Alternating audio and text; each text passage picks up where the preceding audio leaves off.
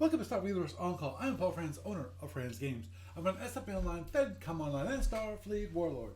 Just a reminder how it joins me at Talkcast every Thursday night starting at 9:30 p.m. Eastern Time.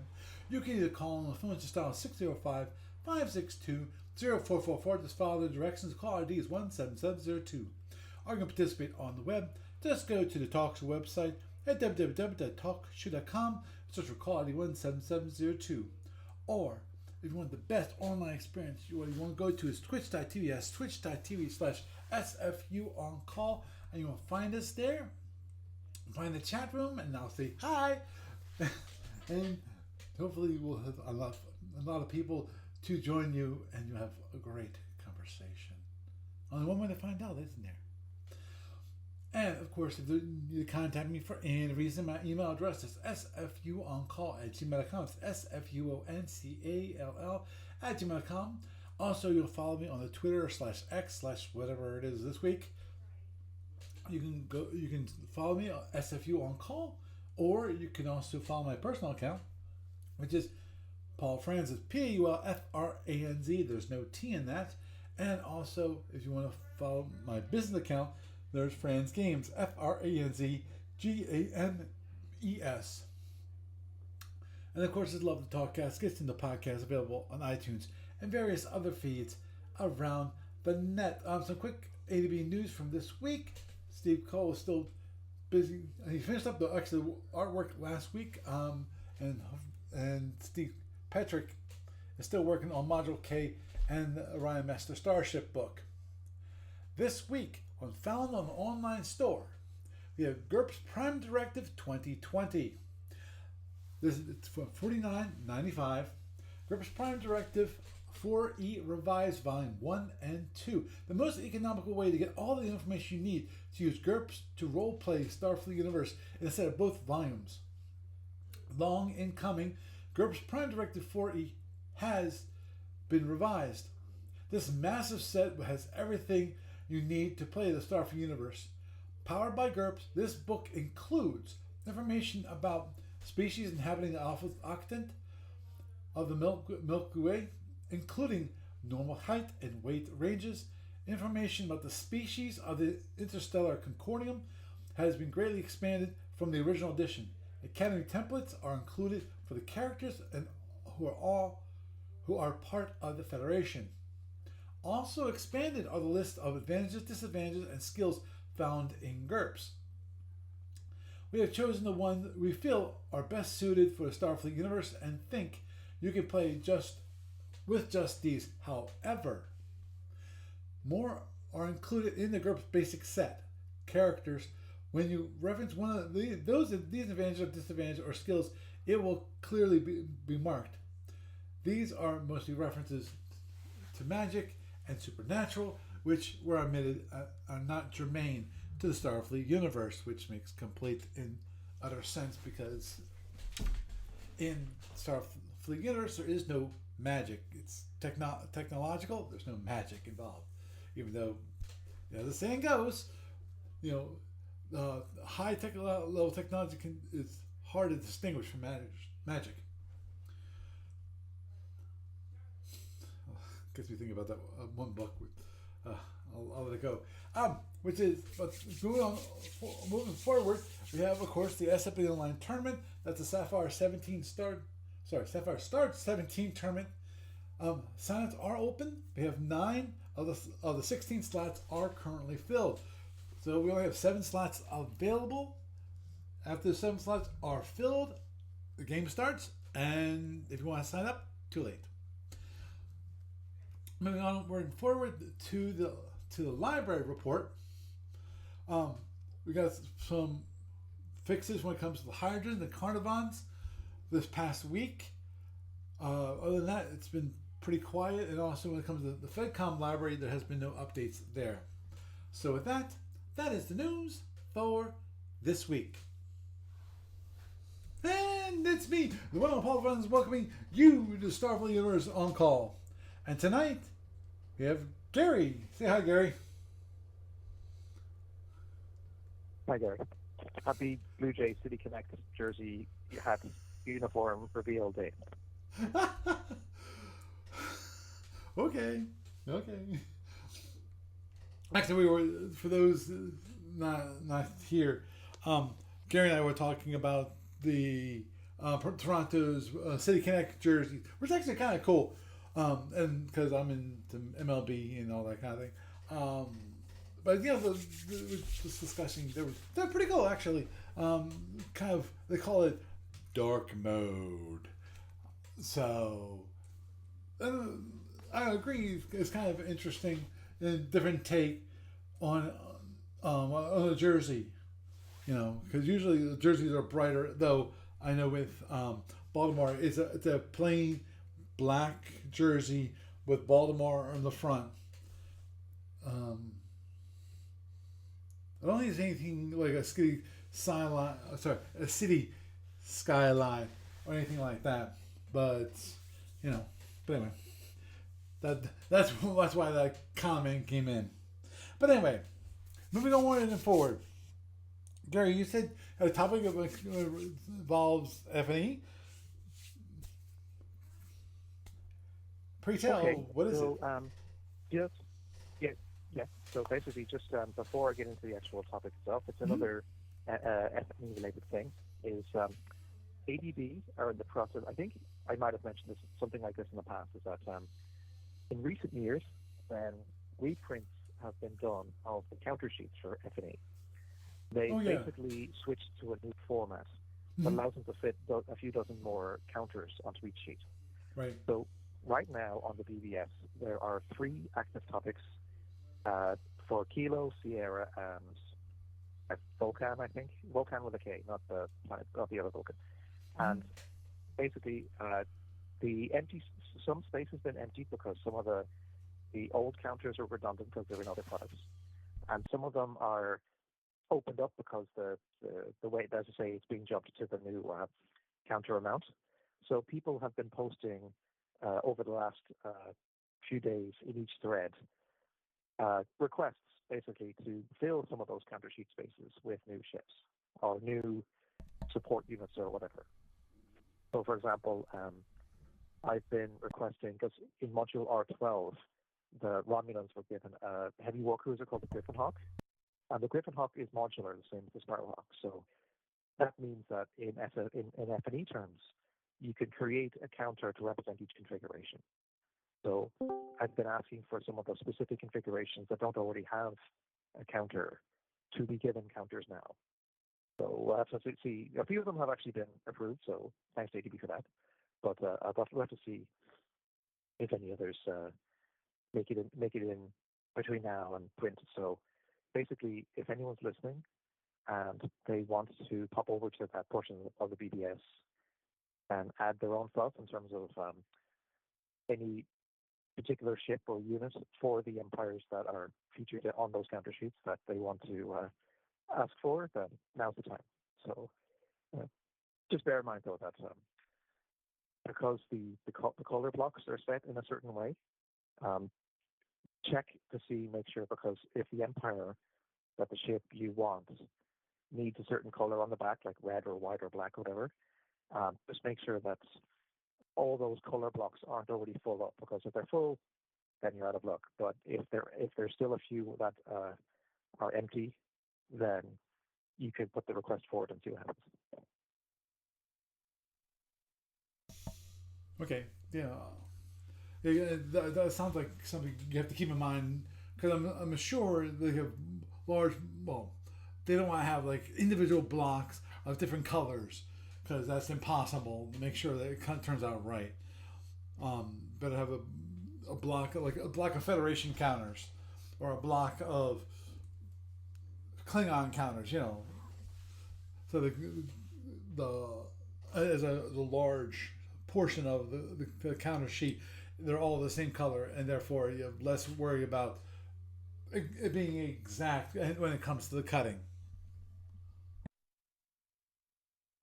Well, if you have your web browser up for the video portion of tonight's episode, I would suggest actually go to one of those threads on the VBS just so people can see the most recent work in progress. So, for example, there's the one for strategic operations, counter sheet Sierra, that one was actually just updated a couple hours ago.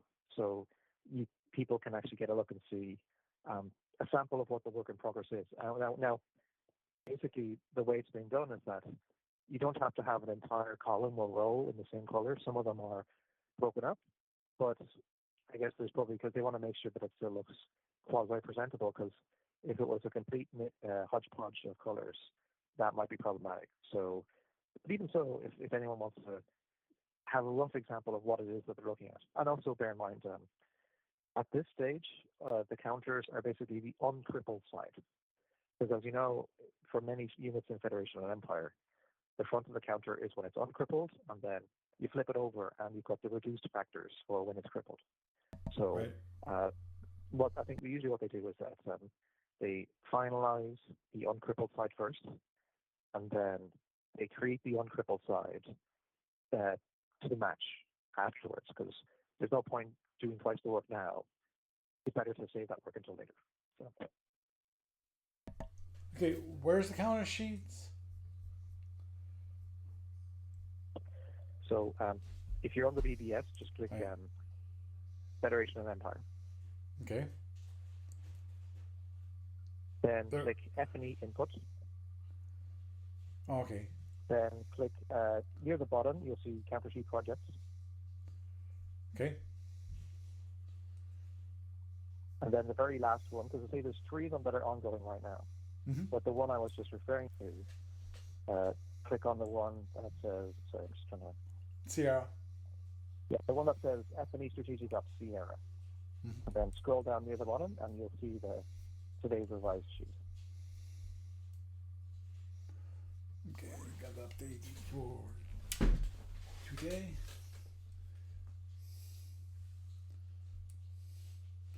Yeah, it looks like there's some slots for Hydran, Zinti, Gorn. Okay, it took me a moment.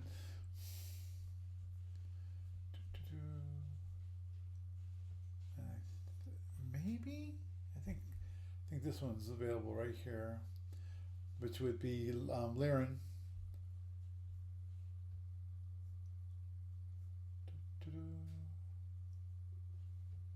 Couple, 3 Tholian and 4 Romulan looks like. Possibly 5?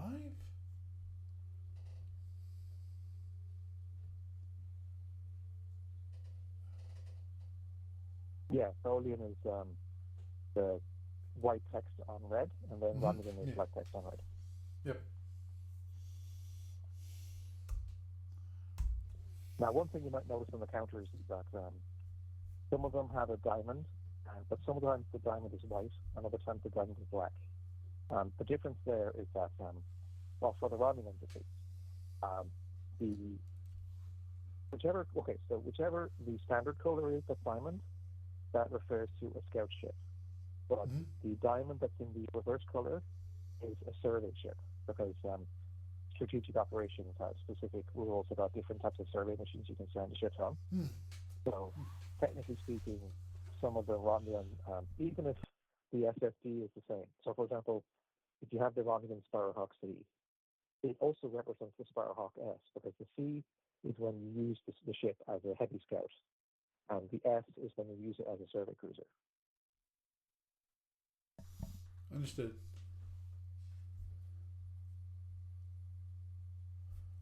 Okay. Yeah, there they are. I'm looking at the Hydran, SRG, the PGR, SR, and SRV. There's a few more too. Huh. Looks like some action shits. Possibly. Like one, you got 4 of them which say raid on them.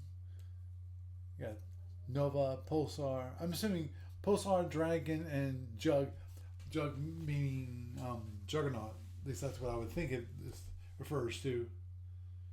Those are just placeholder ones.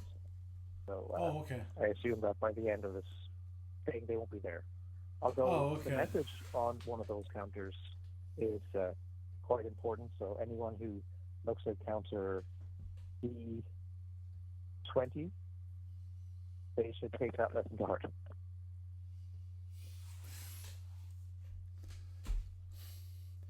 We got vote. I'm assuming that's like a stay.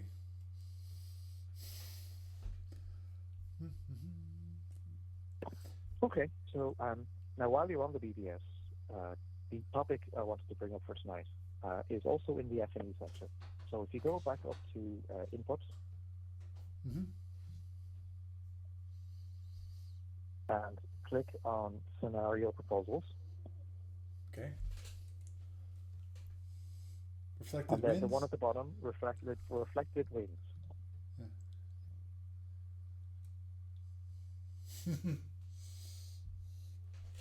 Big surprise. The Now, topic just to you be started. clear,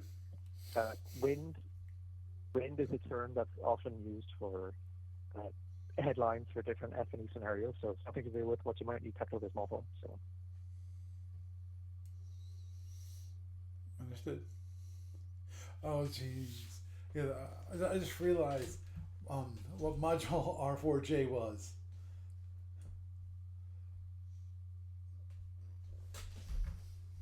yeah. So, do you have modular 4J yet or no? Yes, I did, and actually, I read through it, which was very interesting. I Okay. think it was the So, alternate histories of the of possible Romulan histories.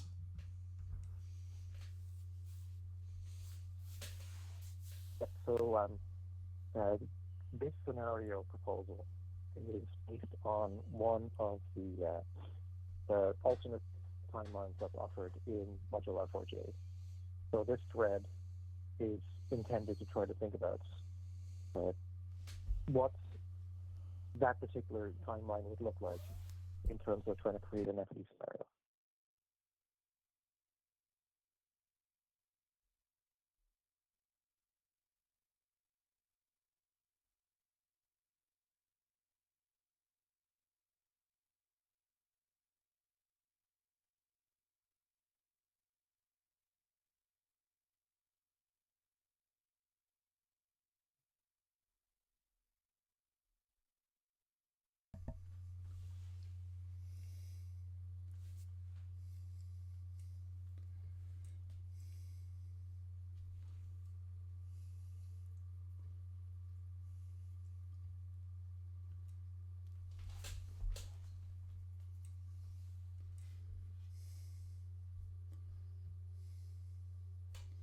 Okay.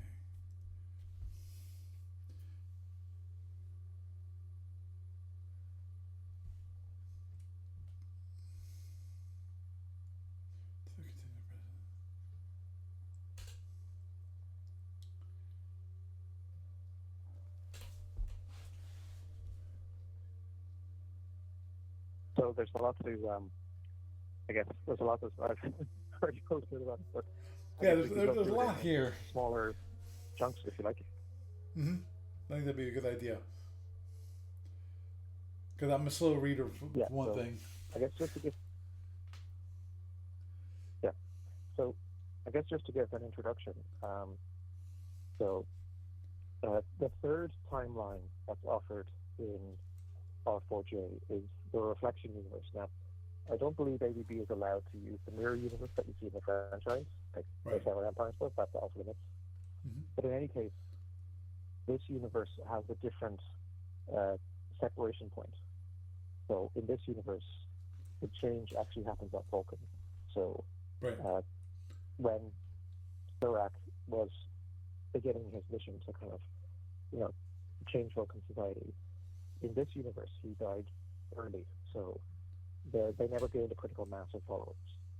But there were enough of them so that when the Exodus happened to go to Romulus, the logic Vulcans were the ones who left. And the ones who were more warlike were the ones who stayed on Vulcan. So on the one hand, you end up with the quote-unquote logic Romulans who still build the same ships. They don't build old Vulcan ships, but more peaceful. Like they're not trying to conquer the galaxy or anything. But the Vulcans still at home, they eventually try to influence the other home planets like Earth and Andoria and stuff. Right. But it doesn't work out the way they think it does because humans decide to offer the creation of a thing called the Federal Imperium, where the various planets are like co-members, but they agree to share the spoils and conquest between them. So Vulcan is still a part of it, but they're not as dominant as they would like eventually. Right. Yeah, because that was the one where, yeah, basically the Federation turned evil, kind of, because it didn't have the wise words of the Vulcans to keep them from actually turning evil, basically. So the Federation becomes more warlike than in the actual general war in history.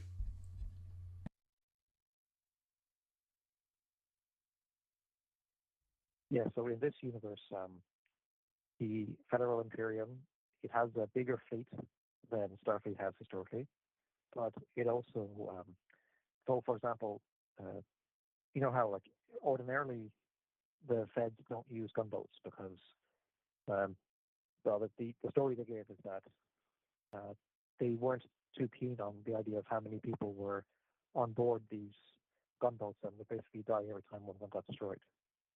But the Federal Imperium side of things, they're like, who cares? So they never deploy the third way, so no F-111s for them. But they do get gunboats as soon as they're available.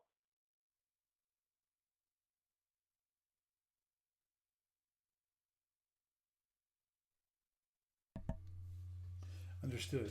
So, damn it, I forget what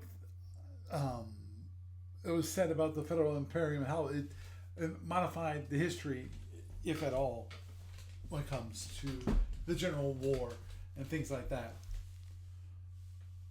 Isn't this is one of the history, alternate histories where the warlike Vulcans come to find out where the peaceful Vulcans, i.e. Romulus and Remus, end up and they want to actually kill them? Or am I remembering that wrong?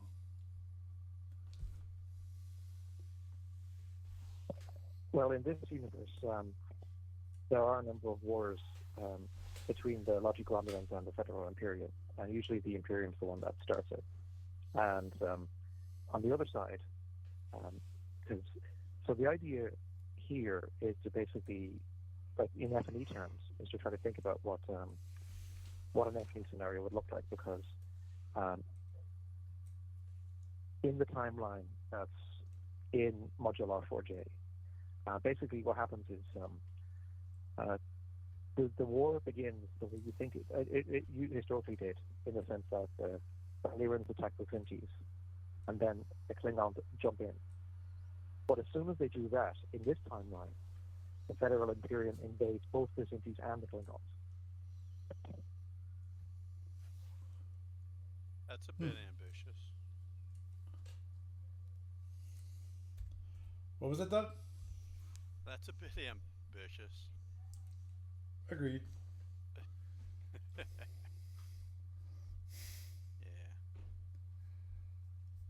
And that's one thing. The problem with an F&E context is that the rules in F&E aren't really that great for multiplayer, multi-faction. Okay, so you can play F&E with many players, but usually if you're playing the General War or the Four Powers War, you've got like the Alliance players and the Coalition players. Or if you're playing the IFC War, the IFC Pacification, you've got one or more players who's the IFC, and everyone else plays one of the empires being pacified. So it's still not quite, 3 or 4 player, 3 or 4 sided conflicts, if that makes sense. So, but the problem is that the way that the scenario is written in module R4J is that, so for example, if you're the Xinties, you're still being attacked by the Lyrans, who are technically quote-unquote coalition. But on the other side, you're being attacked by the Federal Imperium, who are attacking you at the same time they're attacking the Klingons, who are still allied to the Lyrans. So how do you work out turn order? And how do you work out, basically, how do you manage those kind of complicated versions of events? So now, one way I was thinking of dealing with that is there's a scenario in Captain's Log 38 called Altered Alliances. And in that timeline, there's the Four Powers War, but it's actually, the coalition is not Kzinti, it's not Klingon and Lyran, it's Klingon and Kzinti.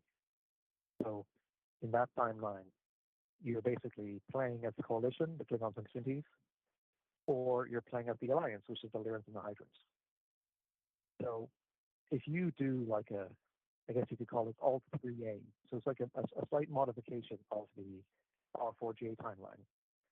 But if you make it Altered Alliances in the sense that you basically say that the Kzintis and Klingons were allied anyway because of the threat of the Federal Imperium, then it makes it a lot easier in FE terms because you can basically have the coalition be Kzinti, Klingon, Logic, Romulan, and Gorn, and then you can have the quote-unquote alliance be Hydrant, Lyran, and Federal Imperium.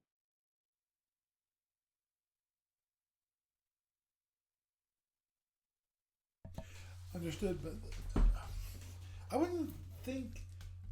Okay. I don't know the F&E rules very well. I know some briefly basic rules on how things work, but my understanding from F&E is that F&E doesn't have an issue with multi-faction, as in more than two, wars, scenarios. The only difficulty is if there is an actual battle with more than two sides. That's a problem.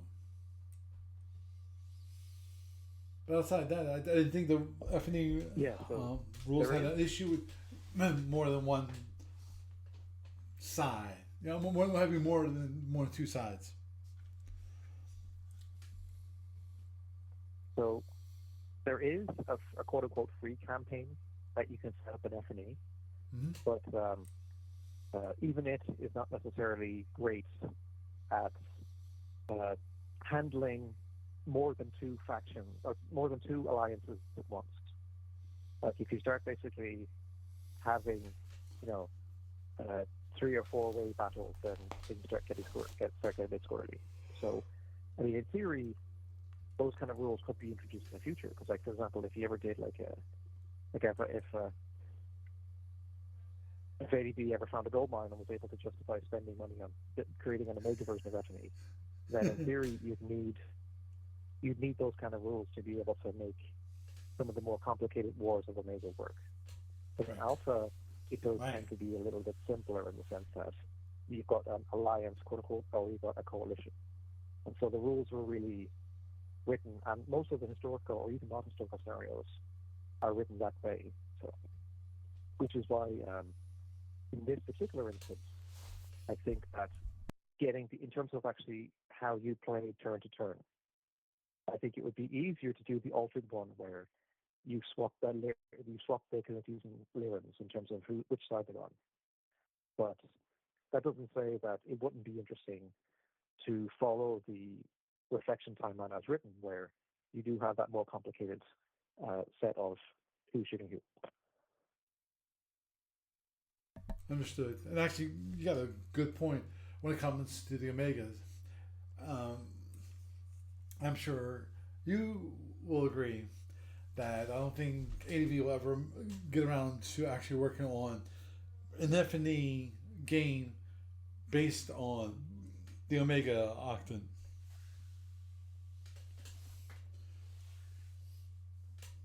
Well, I yeah, think if they there's ever definitely decide they want to make like sell 3 copies of it, I guess yeah, that's exactly. that's It's the a, problem.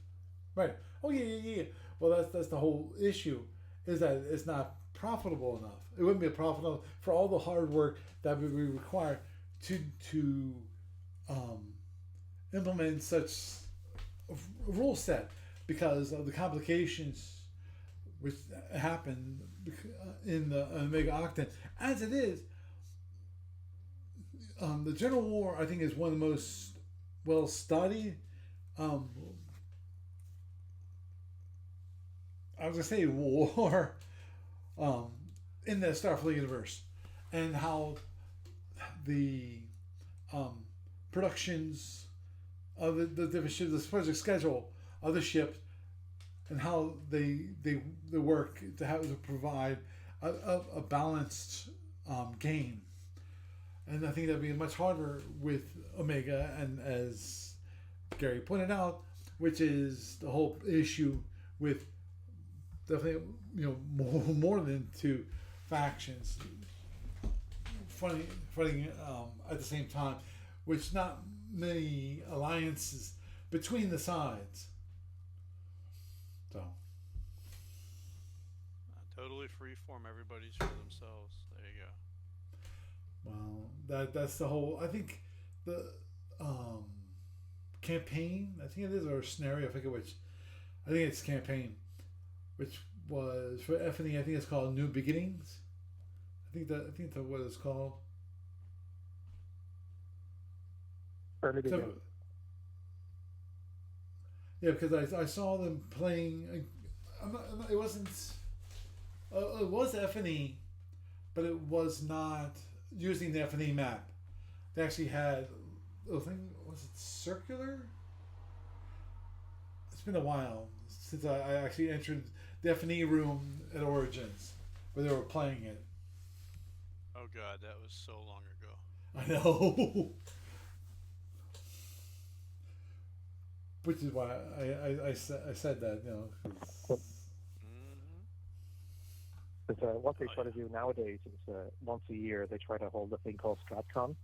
I think one right. year, at least one year, it was in Amarillo, but sometimes it's other places. But usually, what they try to do is they try to have one or more F&E games going at the StratCon, and also they try to use StratCon as a way to get the staff together and basically, you know, do some in-person work on trying to update various modules or work on new ones and stuff. Mm-hmm. Yeah, I forget what they're located. I think it's somebody's house. Most of it's located. I forget. It's been a while since the last one. I know they did do some mentionings of it on the discussion board, but it's been a while since they had the Stratcon. Might have been a local hotel. They are welcome to come to Gamers of Winter and Gamers of Summer. I know. I know.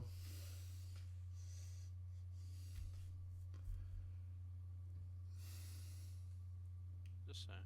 But Mm-hmm. Plenty of yeah, space. so there's like a number.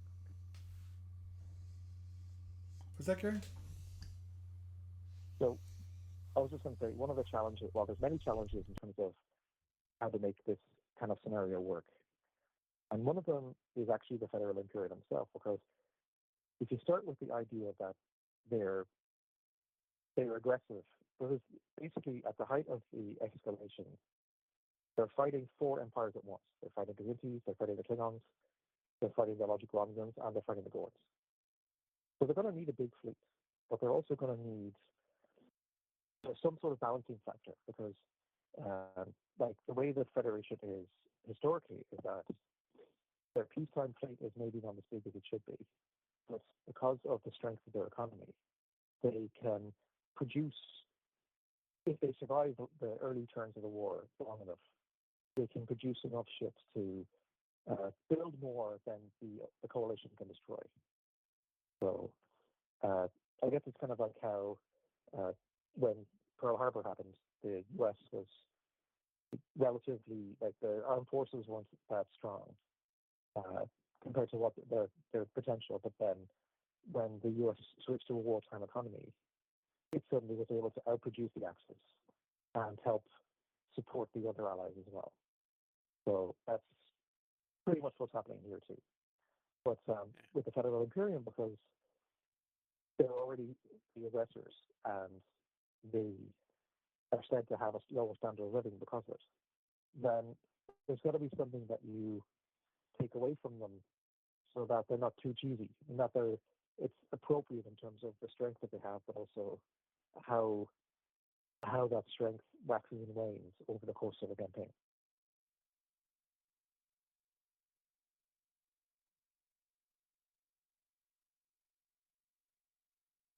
Well, you could just put them on war economy setting already.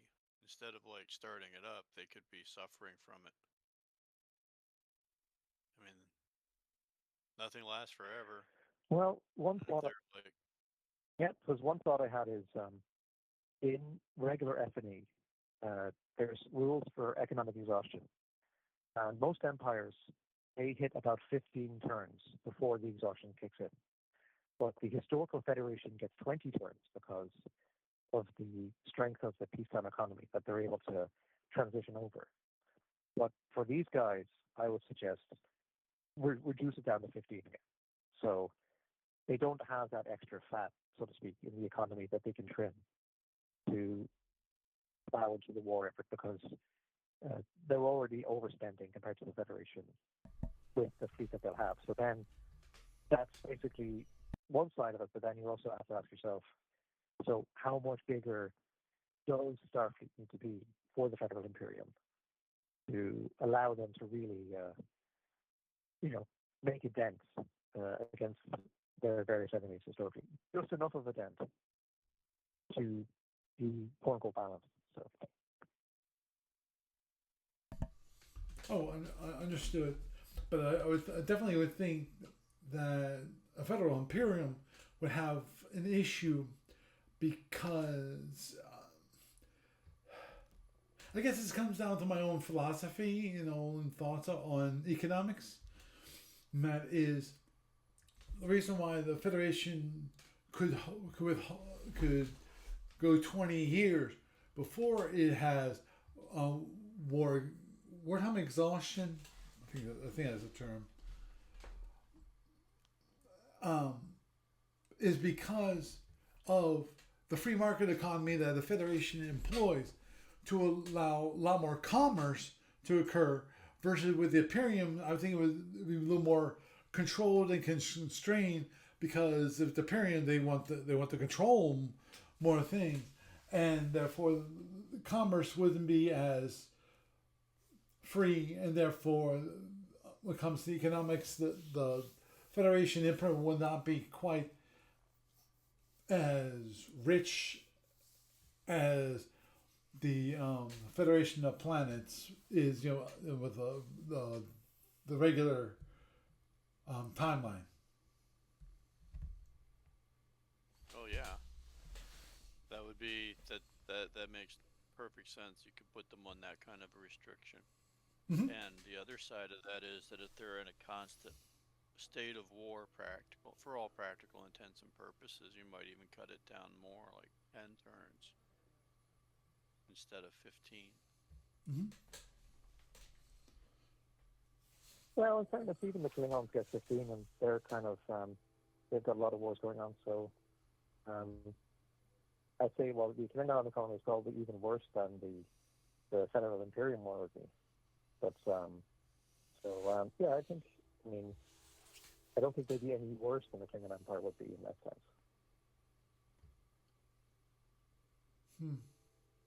Makes me wonder if the Federal Imperium might, at some point, just to, in this scenario, that the Federation Imperium would at some point basically have signed a treaty with some of the people, some of the empires they've been warring with, just for the plain simple reason that economically they can't keep it up.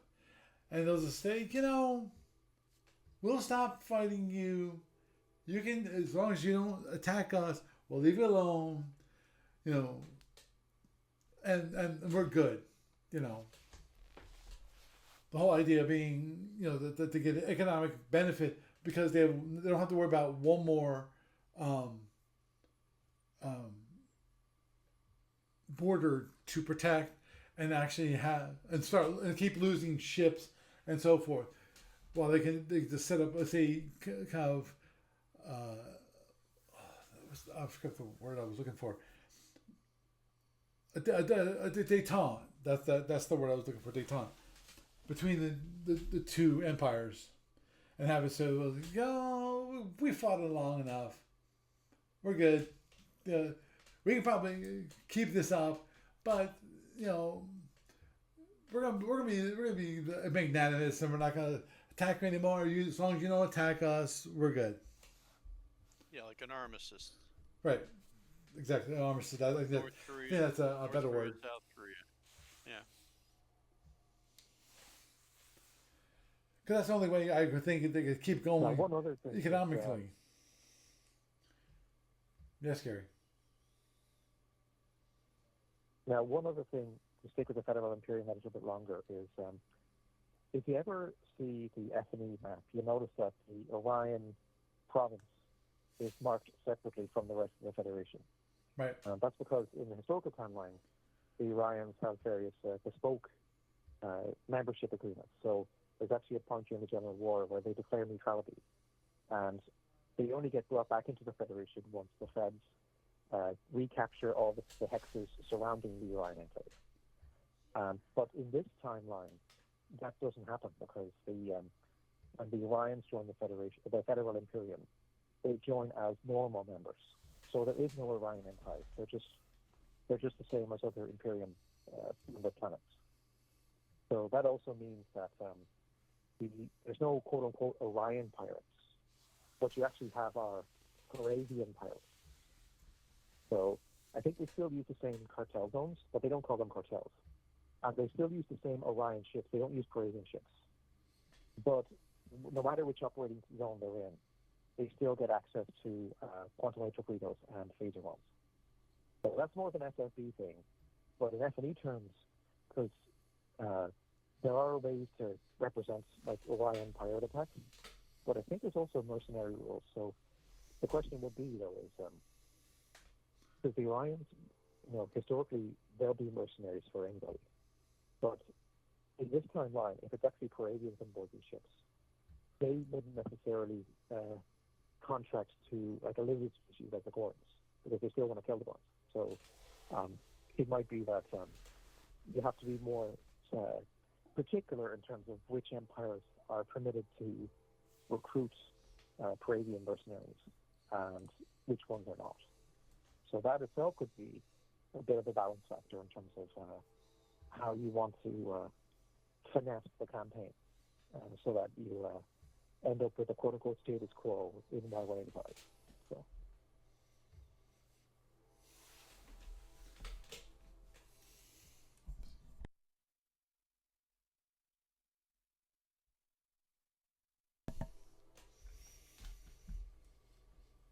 True. Yeah. The whole thing with the Orions definitely changes things a little bit with the Federal Imperium. Okay, because the Orions never becomes actually pirates, and so they never create their own ships, correct? Well, they'd have their own, planetary fleet, but when the Unified Navy comes around, they just take part in that. So they never mutiny, and they never create the pirate cartel the way that they did historically. But there is a group of exiles from some of the planets in the Federal Imperium. They actually cross the border into Romulan space, and there's one of the planets that it's actually an Orion planet in the historical timeline, but in this timeline it becomes a Rigelian planet. So basically a lot of the more kind of peaceful-minded citizens that had been in the Federal Imperium, they flee there, and they have kind of protectorate status under the Romulans So they're basically, I guess, helping to prop up the Romulan economy against the Federal Imperium. So.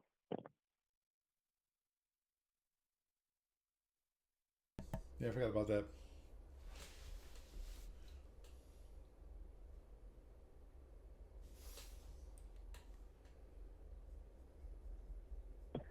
But yeah, actually, then of course, well, there's the whole thing about the Romulans themselves, because they're kind of in an awkward situation, because on the one hand, of course, they've got the Federal Imperium to worry about, but they're allied with the Gorns, so they're sharing technology. So, for example, they actually give, in this timeline, they give the Gorns access to Mauler cannons. So some of the conjectural Mauler ships that the Gorns have in Module R9, they actually get access to here.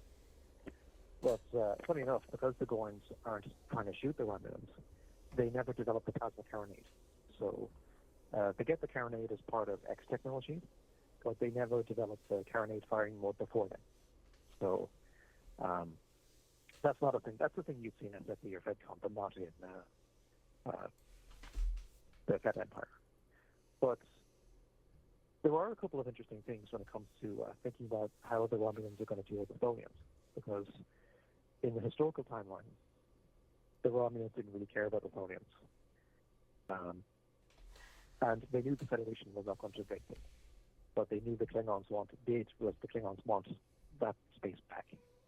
So the most that they would do was they would basically maybe help a little bit when the Klingons invade the Tholians, trying to get rid of them. But in this timeline, the bigger threat would be if the Federal Imperium invades the Tholians, because they don't want that either. So I'm thinking that maybe their policy towards the Tholians, it actually varies depending on who's doing the invading. So if the Klingons invade, the Romulans just do nothing. They just wait and see what happens. But if the Federal Imperium invades, then maybe the Romulans allow Gorn ships to transit through Romulan space to fight on behalf of the Tholians in the Holdfast. Kind of like, because historically the Federation, that's what they do. They have a transit agreement with the Kzintis and Gorns. So there are Kzinti and Gorn ships that fight in the Holdfast against the Klingons. But in this timeline, they're going to have to rework that, because the Kzintis won't be involved at all. And so we're the only people who could be involved in the Gorns. So they'd have to transit through Romulan space to do it.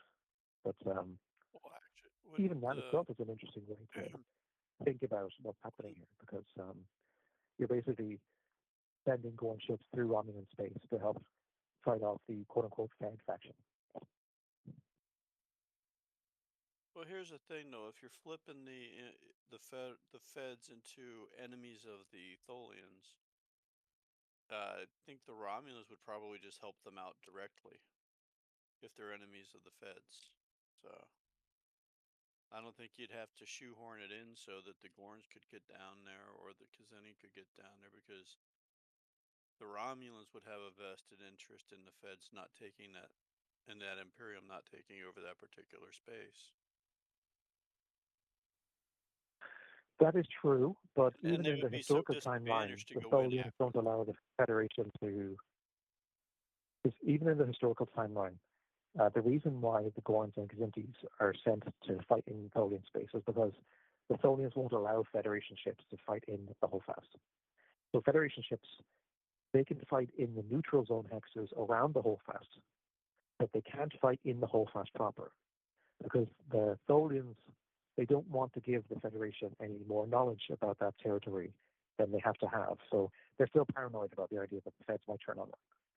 So basically the Gorn and Kzinti expeditions, they're more tolerable, because when the Kzintis and Gorns go home again, they're safely far enough away that it's not an issue. So if the Tholians are as paranoid in this timeline as they are historically, which seems to be a safe bet, they're not going to want the Romulans to. They might accept the Romulans fighting in the neutral zone hexes, so that's perfectly fair. But they won't let Romulan ships into the Holdfast, so they have to get the Gorns. The Romulans would have to get the Gorns to go on the similar kind of expedition instead, if they want to actually have ships in Holdfast space.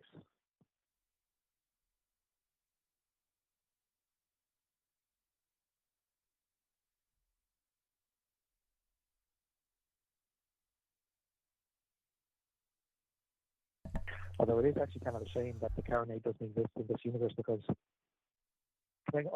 if you assume that the Federal Imperium is hostile to the Tholians, then the Tholians aren't going to get photon torpedoes, and they're not going to get Federation pods either. And I would definitely not want the Romulans to give plasma torpedoes to the Tholians. But carronades would have been an interesting thing because they're a direct fire weapon, and I mean they're useful against smaller targets like fighters and drones and stuff. But alas, they're never created by the Gorns in this timeline, so the Tholians can't get by there.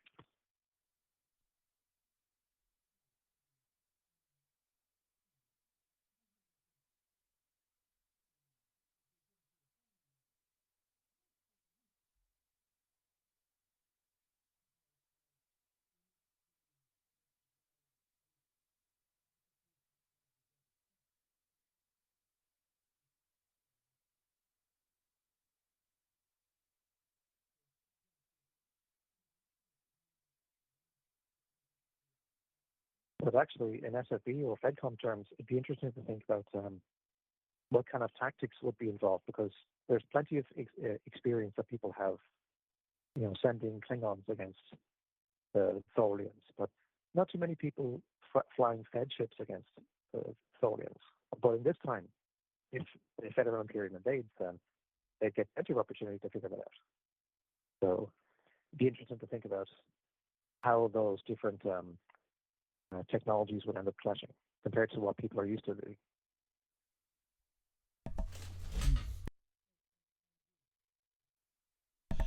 Yeah, I agree on that. Especially given that the Federation weapons, they're the two turning arming, so that they'll only well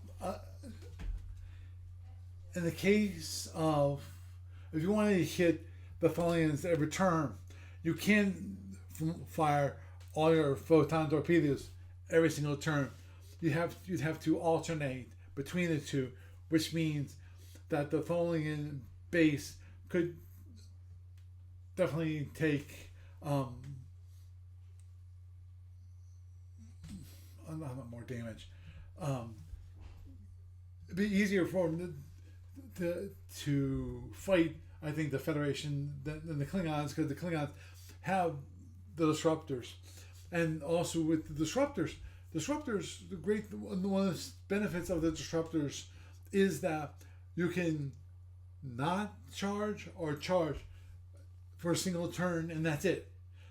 In the case of the Federation, to fire next turn, you got to allocate energy this turn, so that even if the Federation can't fire the photons, they still can't. They still wouldn't be able to protect themselves in that scenario. Now, of course, the thing is, both the Klingons and the Federation both have quite a bit of drones, so they're kind of even. The way we play is kind of pretty much the same between those two, especially in the Federal Empire, where they have gunboats, which just like the Klingons have gunboats. So other than, I think the big difference, which is photons require two turns of arming, that against the Tholians, they have a harder time, in my mind. At least when it comes to bases, which I think is the critical thing. No. Well, the other No, thing is because that they have a the critical Feds have a lot advantage. more phase Actually, ones than the Klingons. they have crunch power, and they have a lot of it once they get through. And if you get in there with the Klingon and you've got half the crunch power as you're going through multiple turns of fighting, you're going to lose ships to the base,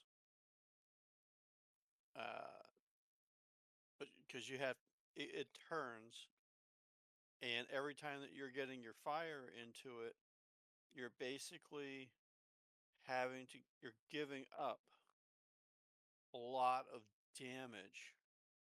So you might take a shield down, but he's just going to rotate and get away from that. Whereas when you have a bunch of to take down that shield, and you're going to do a lot more internals to that base and make it less capable of hurting your ships. So it's the same trade-off that it's had before, but I think the Feds would actually be advantaged going in after the Tholians versus the Klingons. Their ships are a little beefier, and they can brick just as good as the Klingons can when you get in there for that close in fighting. But then again, that would be an interesting scenario to run at a gamers event. You know, the Federation decides to say, "Hey, Tholians, you're going to be integrated into the Empire." Yeah. Are you getting a Zenny attack there? Yeah. Finally let the kitties in. We had guest over, and so I had the door all the way closed, and that means the kitties couldn't come in. Actually, I don't see the kitten. The kitten was in a little bit earlier. But anyway, actually, that brings up a.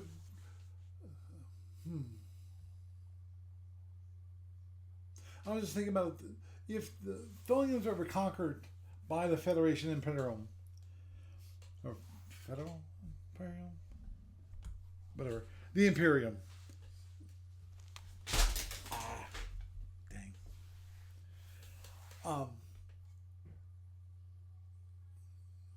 One of the technology they couldn't actually be able to use the technology because it's so foreign. No one else can understand or even use the webcasters. And the Well, it would leave the Romulans in an awkward position, at least, because in theory, even if the Federal Imperium does succeed in defeating the Tholians, they'd probably need the Klingon help to get rid of the Federal Imperium from that territory. But that doesn't necessarily mean they're going to give the territory back to the Tholians, because if the Klingons move in, they're going to want to stay there because they want to reclaim that territory. right. So if there are any Tholian ships that flee into Romulan space after their conquest, they're not going to be going back, because if the Klingons are the ones who take over that territory, they're just trading one non-Tholian rule for another.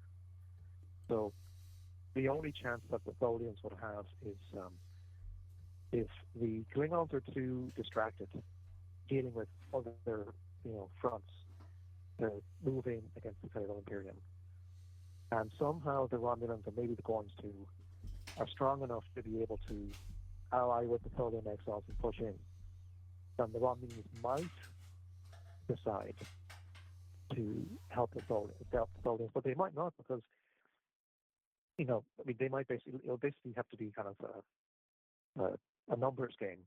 Or like a logic debate. They'd have to kind of sit down and think, in the long term, is it better for us to get on the Klingons helping us to get rid of the Federal Imperium from Tholian space? Or if we can't rely on the Klingons for this, is it better to try to prop up the Tholians and put them back back at the sphere, even if it means that the prospect of the Klingons being able to do that will be much weaker? So, because ultimately they have to kind of try to make the decision that they think is best for them. And so that would be an interesting thing too, because their priorities are not going to be the same as what the Klingons' priorities are. So they might need each other, but that doesn't necessarily mean they're going to be in lockstep all the time. Yeah, that brings up an interesting question. in my mind, which is okay. Currently, the Tholians basically are a big pain to both the Klingons and the Romulans when it comes to their territory.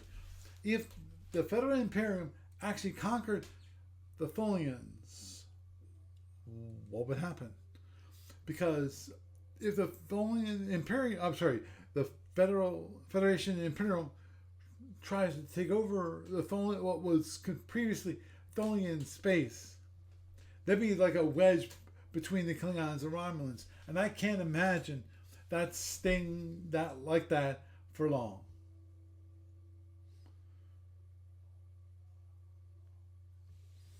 Yeah, that's where you'd probably see them intervene.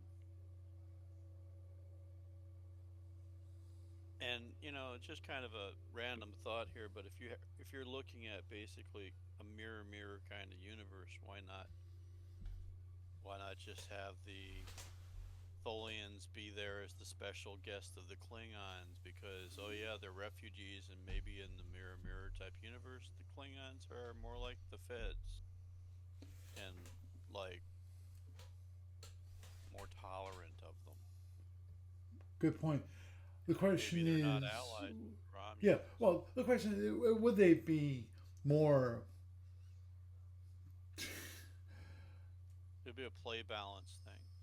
right? Oh, I understand from a game perspective that the Klingons would have to be more But also it would work peaceful. with the lore of it would You know, it would work with the lore too. If the Romulans might not be the warlike species that right? they are in the other universe. They might be Oh yeah, more yeah. like the Vulcans. My understanding that they weren't, when it comes to um, being overly aggressive. You know, I forget. Did they actually explore more of the what is it? I was gonna say that not the rim, but the previously unsurveyed area that's on the F&E map when it comes to the Romulans. I think they did the peaceful ones.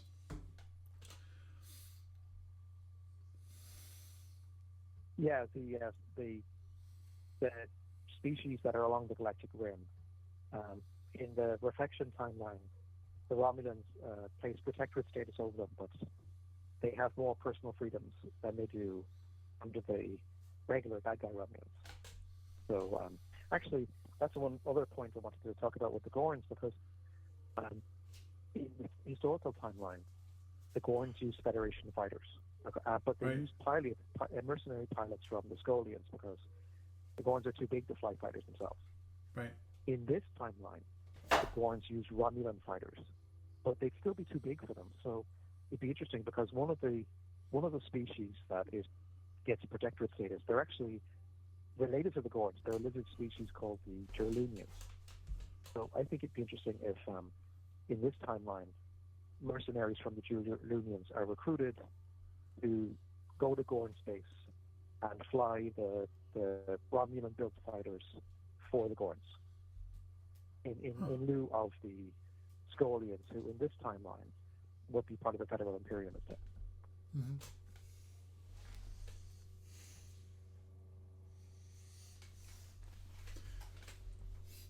Agreed. These, not the Scullions. The other lizard-like species, race, not empire, race. I'm assuming that they're kind of more like a gecko, kind of remind where they're thin and lanky compared to the Gorn, which are really considered stock and just muscular. And they have really good insurance plans for their ships. There's a write-up on them in GURPS Romulan, if you have that PDF. There's actually a picture of them too. But yeah, they're portrayed as being not quite as cumbersome and bulky as a Gorn would be.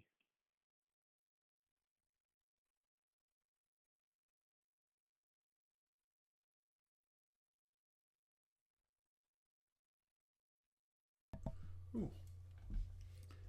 Actually, I think I might actually have that.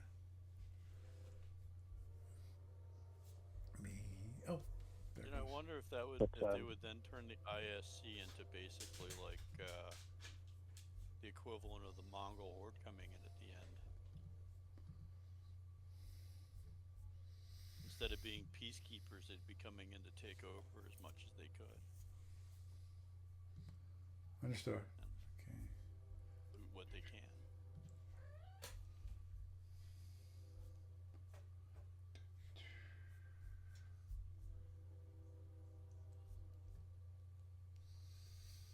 so while you're doing that, Paul, just one final thing for tonight, because I guess this might be an idea for part two with some later point. But one other thing is when it comes to the Lyrans, because in the timeline that's presented in the R4J, they're still sort of allied with the Klingons, so they still get Klingon fighters and pods and stuff. But if you go with the 3A option, where they're enemies of the Klingons, that means that they don't get Klingon fighters and they don't get Klingon pods either. So then the question is, what fighters and pods do they use? And so one option would be to either modify Hydrant products, like import them. But there's actually also another idea, because if you remember the Paladine, in Module E4 and also in Stellar Shadows, Journal 1, they actually have drone armed fighters, because the Paladine used drones in battle.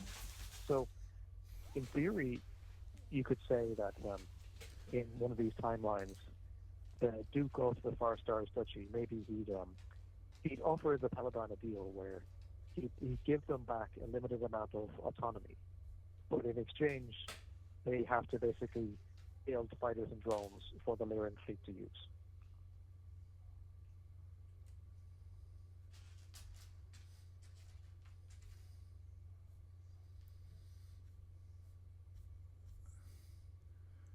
Crap. Yeah. Sorry, I'm looking. Can't. Maybe I'm looking at the wrong file, because I'm looking at the complete Imperial data file of Gorp's 4th edition Romulans. Yeah, that's the one. If Okay. you look near the back, there's a section for the quote-unquote suppressed species, and one of them is the Gerlunians. Okay. Mm-hmm.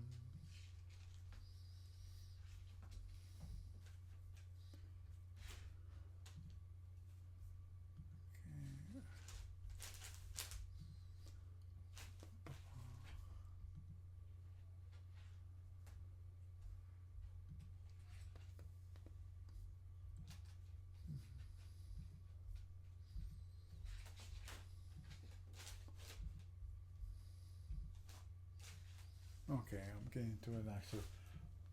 Okay, I'm still missing it. Okay, well, I don't want to spend too much time looking, trying to find this.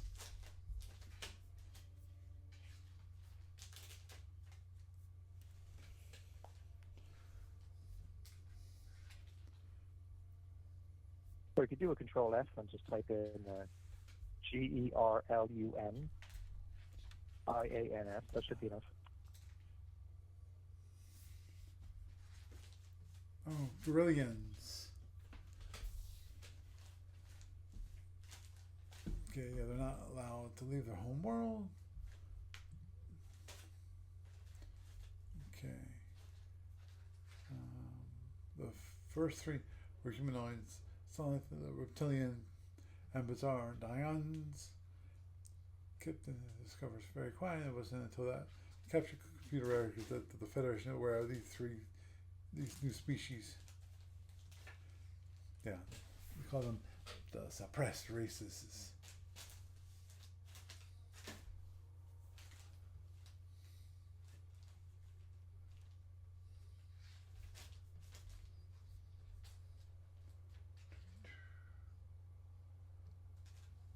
Okay, I was just wondering if I could.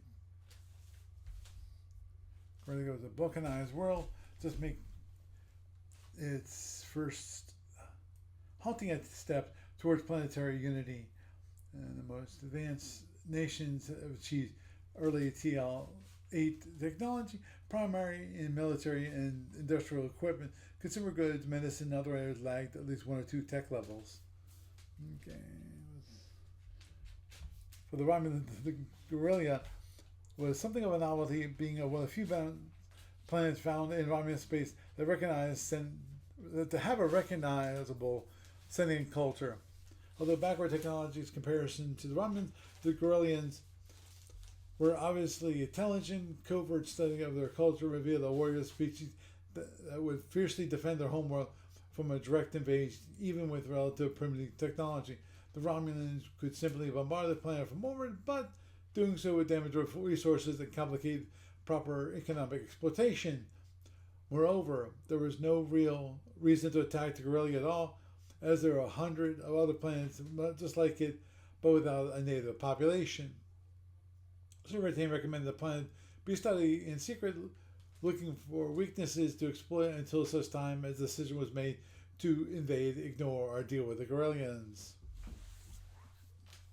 Okay, it keeps going. I'm about to talk about the culture of the Guerrillian.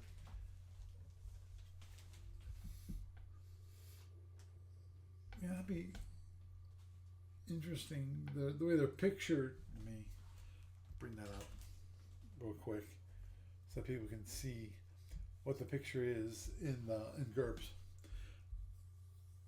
There looks like the build is a little bit smaller than a Gorn, but still very muscular.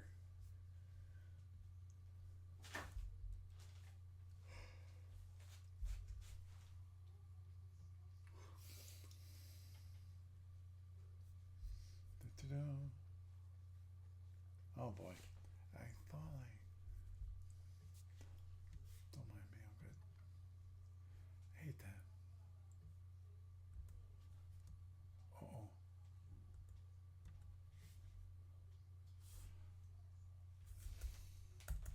Don't mind me. Oh. Because part of the thing as well is that in the historical timeline, the Romulans find them relatively late, so they don't have as much time to figure out what they're going to do with them. But in this timeline, because the Romulans have warp early, they uncover the planet a few decades ahead of time. So they actually have more of an opportunity to figure out what they're going to do and how they're going to make first contact and incorporate them.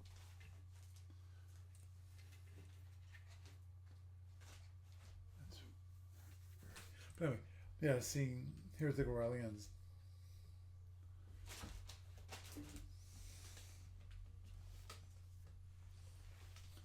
Sorry, I keep distracted. My cats are playing with stuff. Anyway, yep. Okay. Going through the whole history and background material of the other race. So.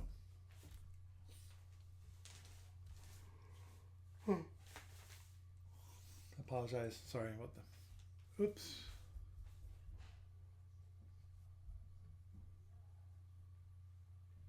Huh.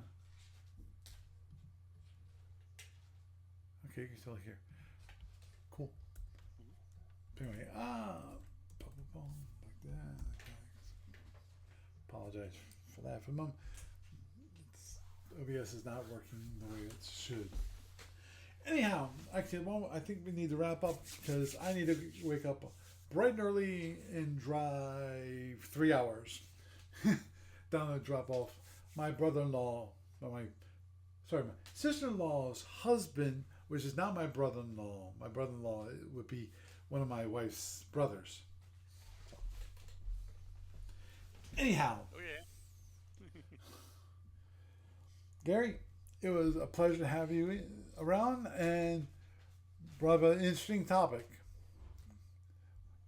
And you have a good night. Thank you. And of course, if anyone has their own thoughts about the reflection universe and what kind of interesting quirks might be involved, hop over to the BBS and add your thoughts there. Great. Okay, see you. Doug, glad to see that Yeah. you showed up. Getting concerned there Yeah. for a moment. Yeah. Sorry. Thought you might Happened. overslept. Nah, it's just distracted with some other stuff. And that's basically it. Understood. Nothing to really talk about here. But yeah, Gamers of Summer coming up. Yay! We're like what, just a couple months away now. I know. Gonna be It's- June I this want to get week. some things together when it comes to miniatures. And after Yeah. I buy them, I have to paint them. Because I want to get something nice and pretty for people to play with. We could sit down here and have a painting weekend if you want. Just bring all the paints. Understood. Well, that's one thing I have to do. I have to buy both the miniatures and the paints. Because I did have paints. Well, this moment, it's way too long ago. When I started going to Origins, that's when I bought some miniatures, and I did some. Just I painted the Klingon cruiser and the Federation cruiser. The idea was to have a demo with those two, the nice visual factor and so forth. But that's all. I bought the paints, but I never painted again after that. remember If those. I kept They were those paints, it used would have for been dried out by now. I remember those. I remember seeing you use them in the breezeway. Yep. I remember putting those demos in the breezeway. That breezeway was warm. Yeah. Anyhow, Doug, you have a good night. You too. Feel free to give me a holler and stop by if your long ass drive takes you by here. Have a good one. Thanks for okay, you having too. me on. Okay, bye. So, had a nice little discussion about alternate Roman history, which is the one that Gary brought up. I think is one of the more interesting ones.